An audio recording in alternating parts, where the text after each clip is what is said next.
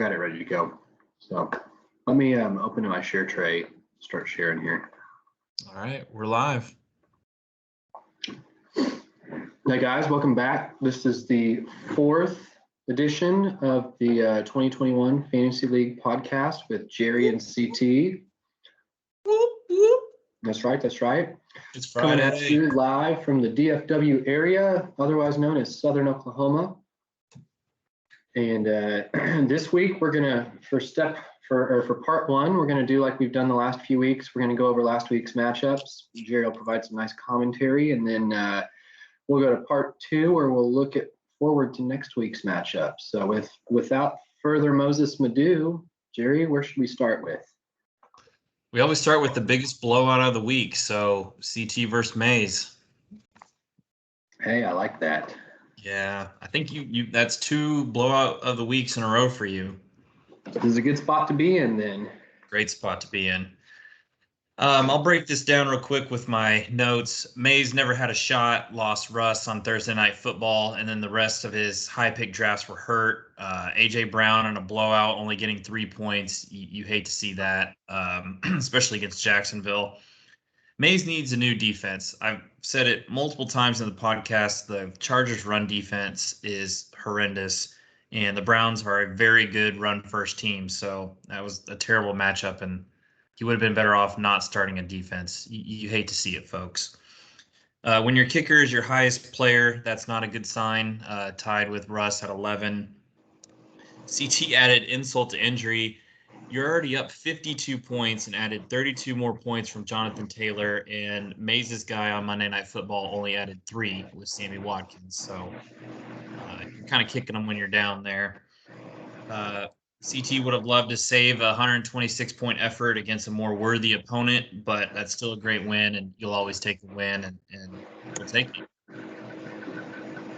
Yeah, I think this kind of played out how I expected. Mays has more bad luck with the injury department with Wilson, but he was already without Julio Jones and McCaffrey, and so it's kind of what I was hoping for. I expected Mays to put up more than 39 points, but I'll take a win any way I can get it. Yeah, we'll go over it in his matchup, but I think he got 26 last night from Hurts, so he's already like more than halfway to his total this past week. 2/3 of the way there. Yeah. One player. Way to go, Mays. Making baby steps.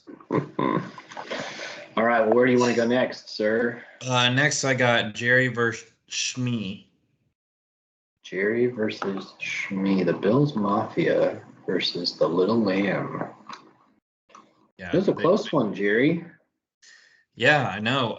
On my notes, I have in all caps, God damn it. 2 teams over 100 points, and it doesn't go my way. It goes against me.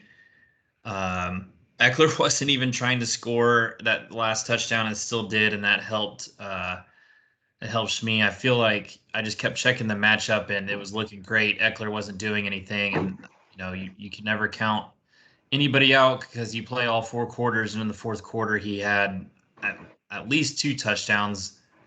Maybe all 3 were in the fourth, or maybe like end of third and then 2 in the fourth, but he put up huge points.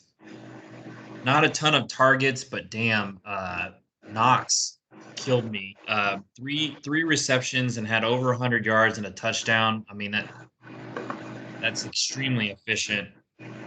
Another amazing game from Henry and what was wasted in a loss. 2 of his next 4 matchups are awful, including the Bills and the Rams in the next 4 weeks. So really like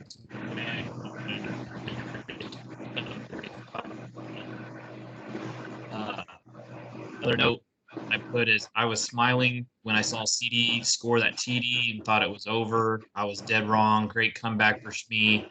And that's with single-digit production from Scary Terry and Cooper Kupp. He's got a dangerous team. Yeah, Shmee definitely has a good team. I thought going into Sunday night that you would likely win. He needed 9 points or 10 points from Knox, but then Knox caught that long touchdown, and that was kind of all she wrote. So I mean, I think tough only getting 5 points from Lockett, but with Russ going down midway through the game, and I know they're just missed on a couple, things could have turned out dramatically different here. That's very true. I forgot that was like a whole week and a half ago, almost not week and a half, but a whole week ago that Lockett could have had a huge game, touchdown called back. And then I think Russ got hurt on the play where, I could have won that. Like you said, going into Sunday, it wasn't a guarantee, but it was still likely that I would win with Tucker, and he had, kind of 3 more role players in the Bills offense, but Knox is becoming more than just a role player. I cannot believe that guy stopped guarding him and Allen just threw it up. Allen threw the ball up, and my stomach and my heart dropped to my stomach when I saw that. I couldn't believe it. It was the last thing I needed, and he had a huge game on only 3 catches. So yeah, that was a tough game to watch. So as a Chiefs fan, for both of us, you from a Chiefs standpoint and me from a fantasy standpoint. Yes. Well, with that win, Shmi climbs into first place. So it's a big win for him. What do you got next? Next, I got Jack versus Wes. Okay. Man, high-scoring game here. My notes for this matchup is I thought my matchup was kind of a bad beat. This was an absolute shootout and a bad break for Wes, whose team finally put up playoff team numbers. I don't know if he'd broken 100 before this, but anyway, this was a great effort from both teams. Can't believe both QBs got over 50 points. I wish we had Bryson on to kind of maybe see how many times that's happened, 50 versus 50. Lamar has more yards total than like 15 teams. He's playing incredible. He's balling out, and it's going to help Wes every week. Herbert is also right there in the MVP conversation as well. He's extremely good and accurate. It probably helps that he's like 6'6" or something. And he's not even using really Keenan Allen. Everything's going to Mike Williams, and I think their other tight end and Cook, and then Eckler is great out of the backfield. Tough loss, but Wes is in great shape as a playoff contender. Hook is on his bench if he gets healthy. Claypool just got a boost because Juju's out, and he might have one of the best QBs in the league. He's a flex and a better defense away from a championship. I would note that Baltimore defense looked horrendous until the last 8 minutes of the game, gave up 4.9 yards per attempt for rushing and 390 passing yards. Just watching the game, it looked too easy for Carson Wentz and the Colts, and they were down 2 of their linemen as well. Yeah, I think this game goes to show that Jack's team has a lot of upside, and so does Wes's team. These are both solid squads. Jack's just kind of unlucky that he's sitting where he's sitting record-wise. Wes has been unlucky. He's been lucky that he's 4-0 given point outputs, but he's still got a solid squad. I don't think Jack can expect 70 points or 60 points, whatever it is, from Brown and Andrews every week. I think this just was one of those game scripts where it played right into their hands. But Herbert is a budding superstar, and Jack has got. Jack scored 178 and still had 0 from Saquon. So I think he's a team that people probably, if he's able to sneak into the playoffs, no one's going to want to play him first round. But at the same time, it'll be interesting to see if he can stay healthy and sneak into the playoffs. Yeah, he doesn't have a lot of room for error starting. What did he start? 0 for 4? But that's right. This performance definitely helps get his confidence. I played him in a couple weeks, and that could be a big showdown between probably who makes the playoffs and who doesn't. So, yeah. Well, then over on Wes's side, I think you really hit on Claypool. With he's going to have a big opportunity now with Juju out. Wes kind of with Fournette. Fournette has kind of turned into a borderline RB1 all of a sudden, and he had a big game last night. And he's got the Minnesota backfield on lock. So, like you said, he's a flex player away from having just a real strong team here. He's already got a strong team. Yeah, he does. He's got a ton of running backs, which is like gold in this league. So Yep. Jack kind of does too if he hadn't lost Barkley. All right. Next, I got RO versus Taylor.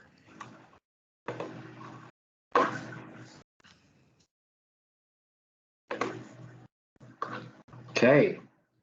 All right. My notes, I put ouch, 52 from your quarterback, and you still lose by 21. Brady was hitting Evans and AB and not Godwin, so didn't really get that double up. So didn't dominate like I thought he would. Single digit production out of all the other spots except for Kelsey, which I think you and I on the last podcast said Kelsey would have a pretty decent game. Still didn't go over his projected, but not a bad game from him against a really good defense. Taylor got another 0 from Tanyan, which is hilarious. I think he had like 4 out of the 5 games with 0 points.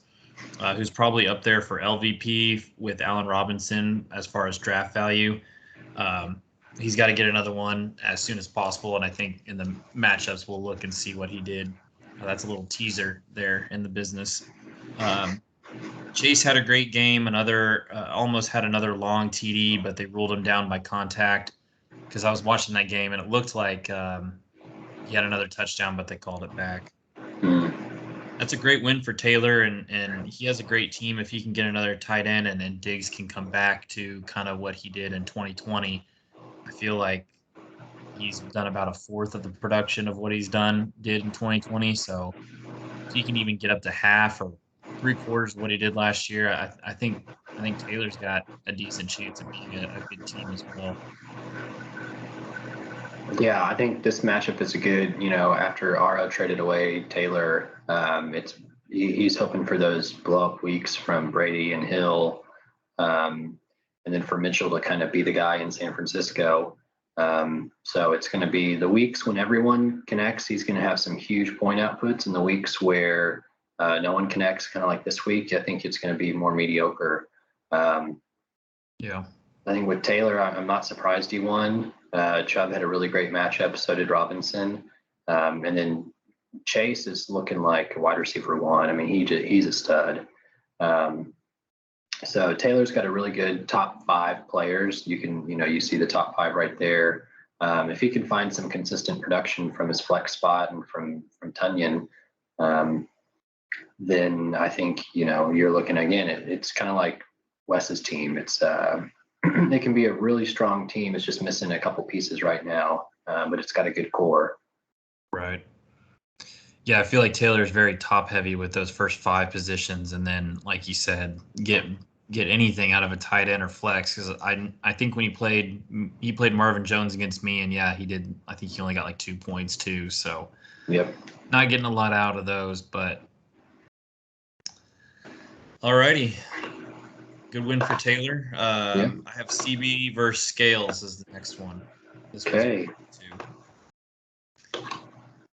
CB really went above and beyond on this one.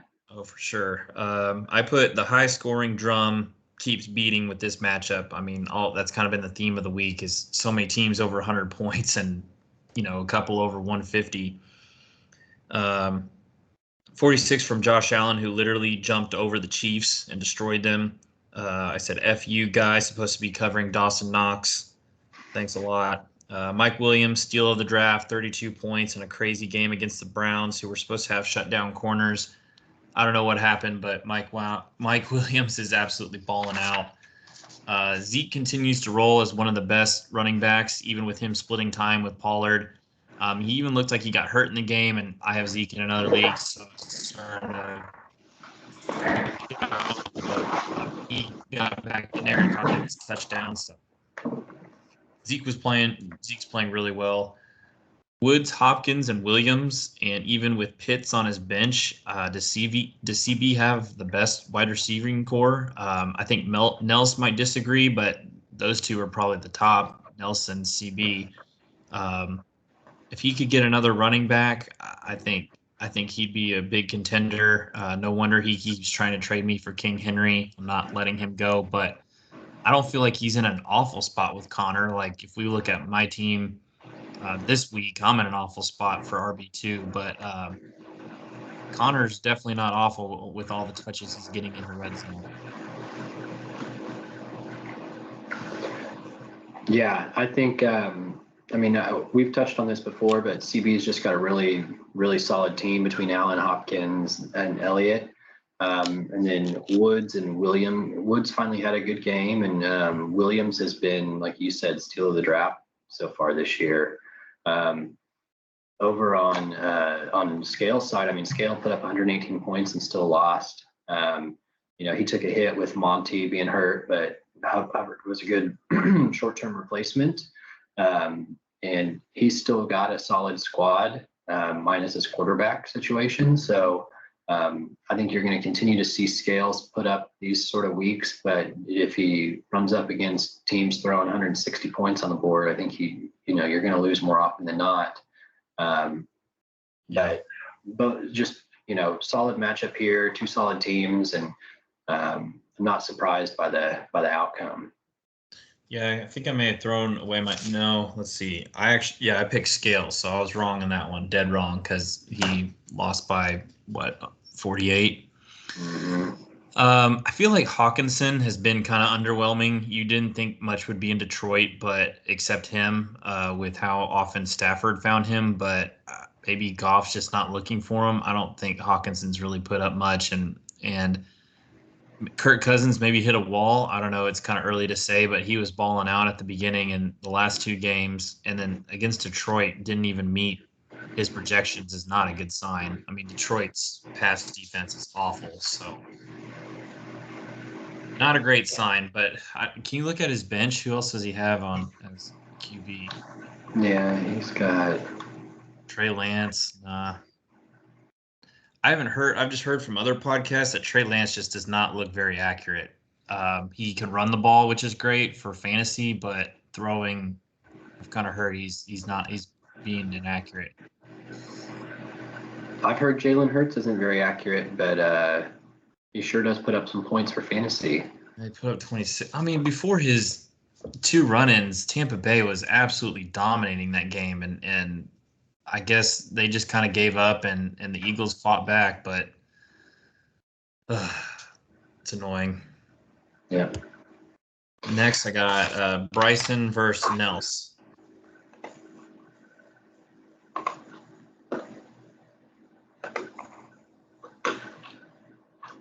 Closest matchup of the week. 2-point victory.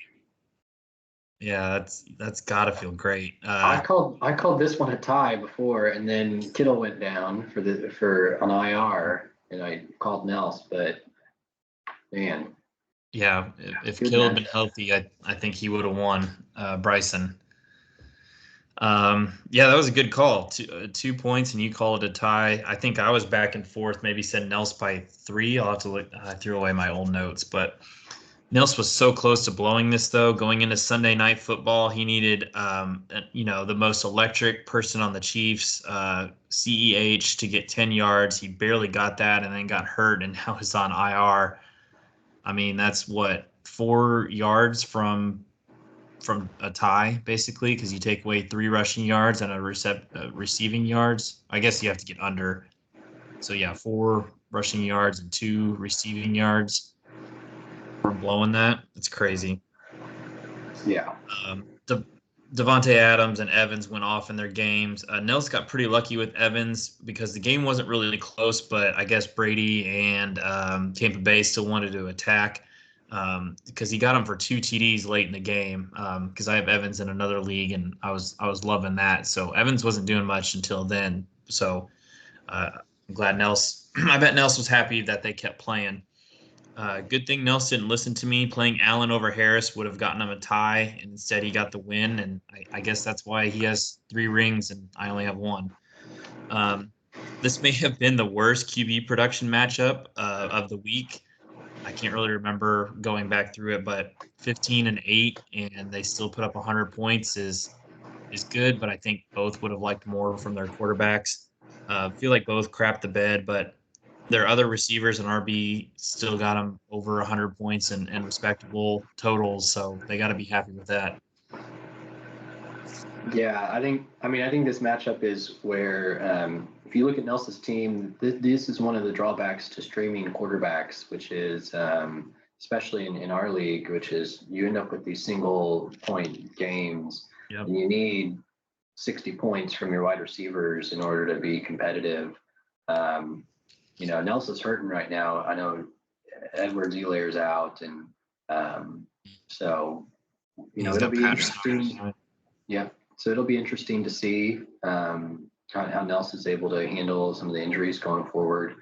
Over on Bryson's side, I mean, I think Bryson is a solid team. Jones and Mixon I know Mixon is banged up, but Jones is no telling what's going on in Green Bay. But you look at this on paper and you're like, man, Jones, Mixon, Hunt. He's got solid running backs. Thielen is a solid receiver, and Kyler is a stud. But just one of those weeks where he only got 4 points from Thielen, and Mixon was playing through an injury, and so it probably would have been a lot better had he probably would have won had he not been hurting. Yeah, Kyler is balling out.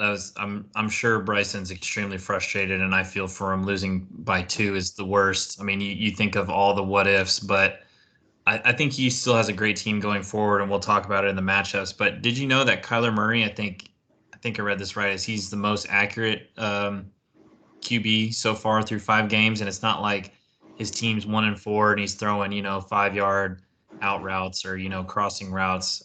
Their team's 5-0 and playing really well. So it's good to see that Kyler was kind of like a running quarterback coming in, and he's being extremely accurate. Hopefully I didn't just jinx him, because that's how my luck rolls sometimes. But I feel like we finally maybe get the Cleveland-Arizona game nationally this Sunday. So I think the freaking Cowboys play in the afternoon. Damn it. Dang it. As long as I can watch the Chiefs, I don't care. I really want to watch the Browns Cardinals game, but I'm going to get the Cowboys Patriots down here probably. Well, alrighty. Well, watch your boy CD. Yeah, I will. No. So that's all we had for the matchups. But CT, I wanted to play a quick little game with you. All right. So this is a quick game. Through 5 games with 17 total, we're over 1/3 of the way through the fantasy regular season. I guess I said 17 total. Fantasy season's a little the regular season's a little shorter. So anyway, we're over 1/3 of the way through the fantasy regular season, and no teams have had a bye yet, so everybody's at 5 games unless they're hurt. Without looking, can you guess the top 3-point getting people in each of these categories? Okay. Ready? I'm ready. Try and name the top 3 quarterbacks in terms of total fantasy points through 5 All right. I will go with Mahomes. Correct. He is number 2. Number 2, Kyler. No, he is not in the top 3. Wow. Okay. Surprising. Yeah. Yeah, and then Brady. Brady is number 1. Correct, on RO's team. I mean, you can keep guessing. It's that you don't just keep guessing until you get it, or I'll tell Herbert. you. Yes, very nice, CT. 3 out of the 4 guesses. Tom Brady with 176, Mahomes with 168, and Herbert with 159. Okay. Those are the top 3. Okay. So that one's a little easier. Everyone's on the quarterbacks, but can you guess the top 3-point getters that are wide receivers? Okay. I'll go with Tyreek Hill.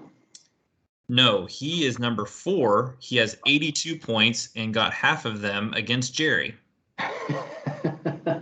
All right. I think you were setting me up for that. So I'll go with Jamar Chase. No. He's not top. Wow. Devontae Adams. Nope. Wow. All right. Let me think.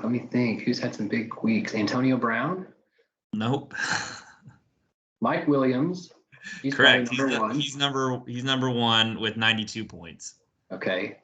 Man, let me think. Who else? Cooper Kupp. Yes, he's number 2 on Shmi's team with 88 points. Okay. And then number 3, probably Terry McLaurin. No, I don't think you're going to get this one. This one's kind of a surprise. It's kind of a surprise, huh? Okay, so then it's probably Plays in the NFC West. NFC West, Deebo Samuel. Correct. 83 points. Very nice. So Tyreek's right there. He was only 1 point behind, but yeah, technically the game is top 3, and Tyreek had 40 points. Man, I should have known Mike Williams. I didn't think about that, but yeah, I should have got that one.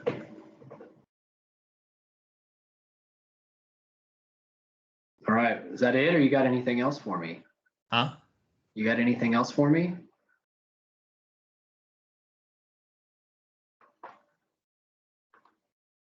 You're frozen on me, Jerry. Uh-oh. Can you hear me? I can hear you. Yep. You got anything else for me? Yeah, top 3 running backs. Top 3 running backs. I'll go with King Henry. Correct. 133 points.